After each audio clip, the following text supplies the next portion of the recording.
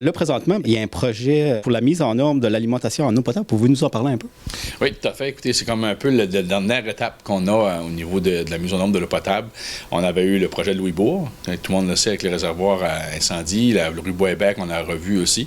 Là, on est rendu à travailler sur le puits d'alimentation d'eau et aussi sur le réservoir principal qu'on a dans la route de Dion et toutes les conduites d'amener. Donc, le projet dans son ensemble, c'est ça, avec la chloration de l'eau, parce que la chloration de l'eau devient nécessaire en raison de toutes les problématiques d'avis d'ébullition qu'on a eues. Donc, on a eu quelques épisodes dans les dernières années et on fait partie des rares municipalités qui n'ont pas de traitement de leur eau. Là, dernièrement, vous avez eu une bonne nouvelle de la part du gouvernement. Il y a une aide financière qui est accordée. Ah, tout à fait. Écoutez, le programme Primo, qu'on appelle, donc c'est un programme d'aide gouvernementale pour toute la mise aux normes de l'eau potable. Puis, on est allé chercher 782 000 dans ce programme-là. Qui complète ce programme-là, c'est les deux TEC qu'on appelle les taxes d'essence Canada-Québec 2014-2019 qui se terminent. On a un montant d'environ 600 quelques mille qui va être affecté à ces travaux-là. Et la prochaine TEC qu'on va recevoir en 2020 pour 2020-2024, on va chercher tout près de 900 000 pour compléter le montage financier du projet, donc ce qui va créer aucun impact fiscal pour nos citoyens.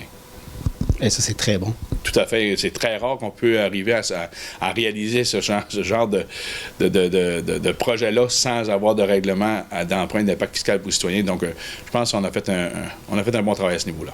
Puis là, les travaux sont en cours. Ils vont être terminés, soit prévus pour quand? Actuellement, c'est les entreprises PEC qui ont eu le mandat. Ils ont débuté il y a à peu près 2 semaines. Puis ils vont faire une première partie qui est nécessaire avant l'hiver. Puis après ça, ils vont compléter l'été prochain pour pouvoir terminer au moins à l'automne, si ce n'est pas en fin d'été 2020. Puis là, il y a plusieurs projets qui sont en cours aussi à Bonaventure. Bien, on a l'aréna qui est en pleine construction. D'ailleurs, l'extérieur, c'est sur le point d'être terminé.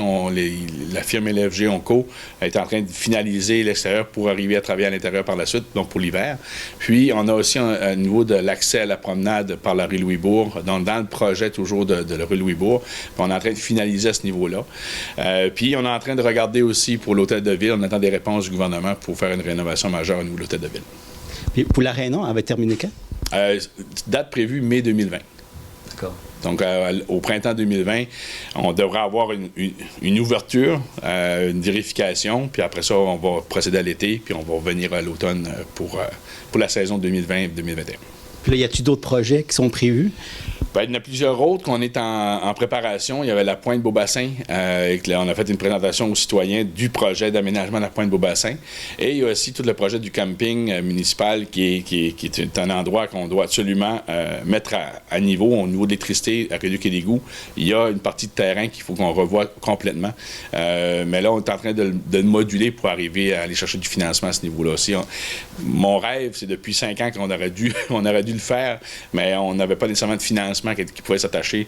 Fait qu'on espère pour 2020, le printemps 2020, qu'on puisse faire de quoi. À l'automne 2020, c'est-à-dire qu'on puisse faire de quoi.